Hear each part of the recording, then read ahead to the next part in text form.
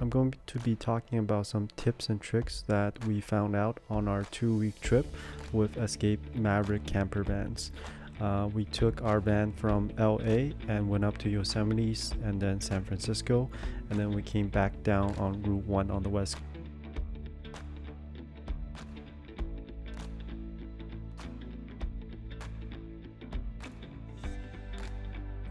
To get to the Escape Campervan office, you have to go to LAXIT after getting out of LAX.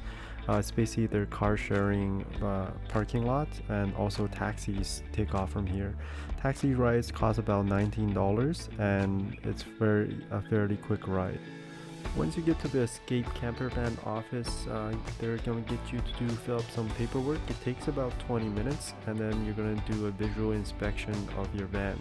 All the vans come in different colors, and you don't really get to choose the color that you get. This is the one that we got. It was number 298, called the Zeppelin. I recommend you do a thorough inspection of everything about the vehicle because you're going to be living in here. For us, what we later found out was that the fridge wasn't closing properly, so it needed to be fixed with tape, as I mentioned earlier in the video. And also, one of the DC outlets wasn't charging properly as well. There were multiple dents on the outside of the car, but we made sure to check it off with the pre-inspection contract that we got. There's a donation bin right by the office where other campers leave stuff that they don't take with them. So we picked up some extra propane tanks, and when we left LA, we actually dropped off a lot of our stuff there for the next people. So after you leave the Escape Camper office, you probably want to pick up some supplies. We went directly to Target as it was the closest and picked up SIM cards from this company called Simple Mobile. They run off the T-Mobile network, and for $50 you can get unlimited 30-day plans, and it allows you to tether a secondary phone as well. So the second thing you want to get is a Bluetooth transmitter, because the van is very old. It doesn't have a way to transmit audio from your cell phone. We also went to the Dollar Tree and picked up some cooking supplies. For example, you can use Tupperware as cups, and then of course lawn chairs from Walmart. These come in really clutch. You can use them basically anywhere as a portable dining room or kitchen. You can even use it on the side of the road like we're doing here. And basically don't buy the camping chair package from the Escape company, because 2 of these from Walmart cost like 20 bucks. That's going to be way cheaper, and then you can donate them afterwards. But we did get the duvet cover, as it was going to be cheaper renting it from Escape than getting it from say Walmart. If we were to do the whole thing over again, I would say just make one stop at a Walmart, as they will probably have everything you need at a cheaper price than going to multiple locations like we did. One thing that you might not think of getting is actually instant coffee. I found a new appreciation for how good this thing is first thing in the morning. So definitely pick some of this up. We got some Hoji Cha here, and it was a great way to start the morning off every day. Another thing is that the cooking supplies, you can just buy them yourself from Walmart. It's going to be way cheaper than renting them from Escape company. And also the fridge itself can hold about 3 days worth of supplies. So if you're going into Yosemite or any national park, that should be way more than enough to get you through. So we decided to head inland into Yosemite because Sequoia National Park was actually closed off due to forest fires. You can see a hazy smoke throughout the video as we get closer to Yosemite. And one of the tips I can give you for Yosemite is you gotta download this app called recreation.gov. It's basically the way to book all campsites at national parks. So the application is quite intuitive. You just input the location you want to go to, select the campsite, and input the dates. We found that most of the places were already booked up, so you have to check early in the morning to see if anybody canceled last minute. This is also the application that you would use to purchase permits for hiking specific places, for example the cables at Half Dome. And if you don't get a permit, then you can enter yourself into a lottery in which you pay 10 bucks and you try to kind of win the lottery. If you win, you can climb it. One tip is that when you're trying to stealth camp, there's nowhere around Yosemite that you can stealth camp. is basically Yosemite Village is basically a loop, and all along this loop, park rangers are going to be patrolling even outside of the loop for quite a while. So definitely try to book your campsite as soon as possible, as the nearest private campsite is almost like 20 miles out. We were lucky and got a campsite through the recreational gov application, but keep in mind the campsites, the only one with a shower is Camp 4, which is a tent only campsite. So otherwise you would have to jump into the river, which is quite cold in October, for a shower at this time. So here's a shot of our campsite, which we were able to book through the recreation.gov website. There is a washroom that's close by to us, and we found out that you can actually charge your electronics in there, because all washrooms have 2 electrical outlets for hair dryers and stuff like that, so that definitely comes in handy. The best way to get around Yosemite's village is through their bike share system. It's a free bicycle rental, and you can either unlock it with your phone, or most of the bikes we found were actually unlocked by default and people just don't lock them up afterwards. Yosemite Village is actually a loop, as I mentioned earlier, and most traffic only goes in one direction, so bicycles actually allow you to backtrack.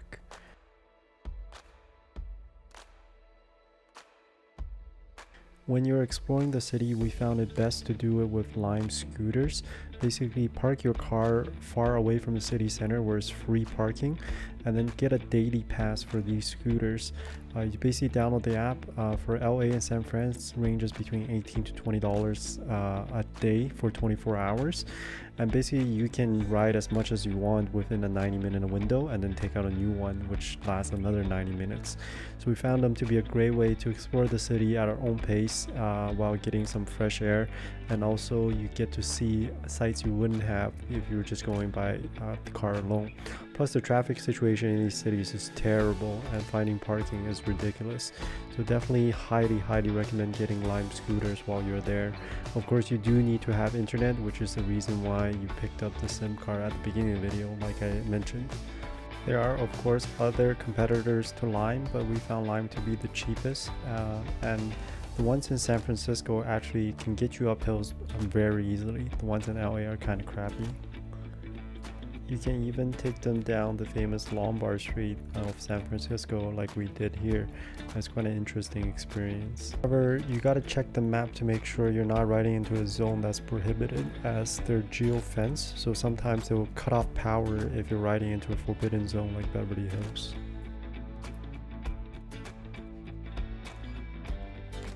For stealth camping in the city, you can check out this app called Park for Night. I have the logo on the bottom right there. It's basically a community-run application where RV owners indicate where you can stealth camp inside the city, and it'll show you on the map exactly where it is, and then people can review how good that spot is. For example, we found this spot right next to Alcatraz Island, and we weren't bothered by the police or people at night when we slept there. However, sometimes you can't find good spots on the app, so in that case what you can do is just find any old residential street, and then look at the particular parking signs to make sure you're allowed to park there.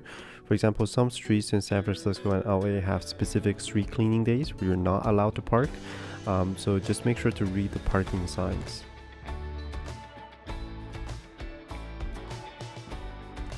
If you're just trying to find a good day parking spot, I would suggest downloading the app Best Parking, as it can show you where the best rates are for parking spots around the city. Of course, as I mentioned earlier, the best way to explore the city is of course with Lime scooters, and then just parking at a suburb far off from the city center. Cooking while on an escape campervan trip is a great way to save some money while also eating healthy. In terms of the utensils I mentioned earlier, you can buy them cheaper from Walmart than renting it from an escape company. It also allows you to donate them to the next people after you're done with them. Definitely make sure you pick up enough propane tanks. We had 3 picked up from escape company when we left, and we cooked basically almost every day, 3 meals a day, and that was just enough. So if I were to do it all over again, I would say get 4 propane tanks, or even 5, because they don't take too much space. In terms of the spots for cooking, we loved going to piers because usually they will have a washroom around, and they're mostly free, or they offer you 90 minutes, first 90 minutes free outside of the big cities. This is a pier here by Santa Barbara and was first 90 minutes free, which is more than enough time for you to set up your kitchen, cook, and eat, all while enjoying really nice scenery along the way. Piers also has the benefits of having fresh fish around. So if you have a fishing rod, you can actually fish off the pier and then use the fresh fish as ingredients for your cooking. We never were able to do this because we forgot to bring a fishing rod, but reading some of the signs, it seems like you don't really need a license as long as you have fished from the designated spots on the pier. The other nice thing about piers is they usually have a place where you can clean your fish, and because your propane tank is movable, you can actually move it onto the sink over there and have a nice little portable kitchen like we did here at Half Moon Bay. At Half Moon Bay, they also sell fresh live fish on the weekends. We're lucky and met this fisherman on a Friday, and he sold us this one fish for $8, and then we just cooked it right there by the sink as we mentioned.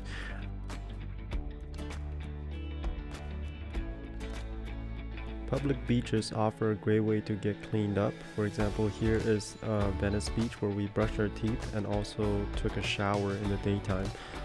We did this in October when it was pretty sunny outside and it was just barely bearable with the water temperature. Summertime should be no problem. Another great alternative that we found later on is you can actually go to any Planet Fitness and sign up for a 3-day trial membership. The memberships are different from gym to gym, so you can do this multiple times with no repercussion basically. Another alternative is to sneak into state parks, because after 5 p.m. the check-in attendant is gone, and then you can just go in and buy some tokens and use their shower facilities.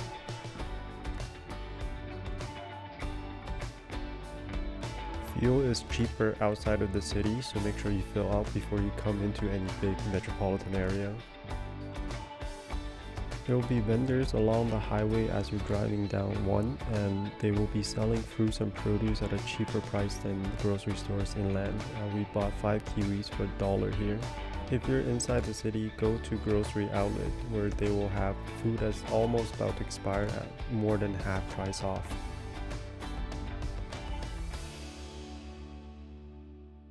This section is dedicated to tips and hacks that doesn't really fit anywhere. The first tip is that you should be bringing spare battery banks for when your car is not in motion. You'll also be bringing a cell phone holder, as the company does not provide one. When you transform the van into sleeping mode, make sure you input the central pole there that I'm holding right now, along with some other material. Otherwise it's like slides around and makes loud noises as you're driving. You should also bring or buy binoculars, as all along Route 1 and in the national parks you can see a lot of wildlife that you just can't see anywhere else. You should also bring camping lights and attach them to the inside of your van like we did here, instead of using the solar light provided at the back, because the fridge also runs off of solar power. This concludes the video of tips and hacks on a West Coast road trip with Escape Maverick Campervan. Hopefully it has given you some ideas on stuff that you can do to make your trip a little bit easier. When we were researching for this trip, I couldn't find any videos like this, so that is what prompted me to make this. If you found this useful, please make sure to hit the like button and share with your friends. And if you have some tips or hacks of your own that I might have missed in the video, please make sure to share them in the comments below so that other people may take a look and incorporate into their own travels.